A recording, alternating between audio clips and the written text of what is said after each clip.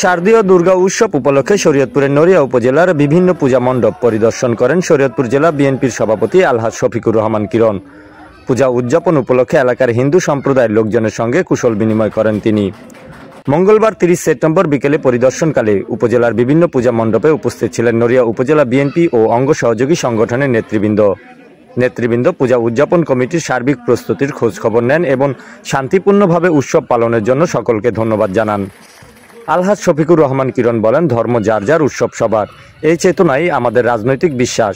আমরা সব ধর্মের মানুষের পাশে আছি এবং থাকব। সবকিছু পর্যবেক্ষণ করা এবং ওনাদের আনন্দের সাথে আমিও আনন্দের কিছুটা ভাগ নিলাম।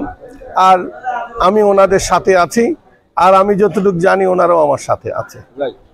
তো আমি মনে করি এখানে যারা আছেন সবাই শেষ ভালোতা।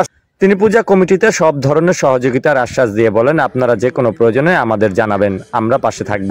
হবে, কত বছর হয়েছে, এবারও হবে, সামনে হবে। আমি বিশ্বাস করি আমরা সবাই পূজাটাকে আনন্দ উৎসব করব এবং সবাই উৎসবমুখর পরিবেশে পূজাটা বিসর্জন দেব। এর মধ্যে যদি কোনো অসুবিধা হয়, আমি পূজা বিসর্জন দেওয়ার আগ পর্যন্ত দেশে আছি। আমার ফোন নাম্বার আপনাদের কাছে আছে, আমাদের নেতাকর্মীরা আপনাদের পিছনে আছে। এই সময় স্থানীয়রা অতিথিদের আন্তরিকভাবে স্বাগত জানিয়ে ধর্মীয় সম্প্রীতির এই উদ্যোগকে সাধুবাদ জানান।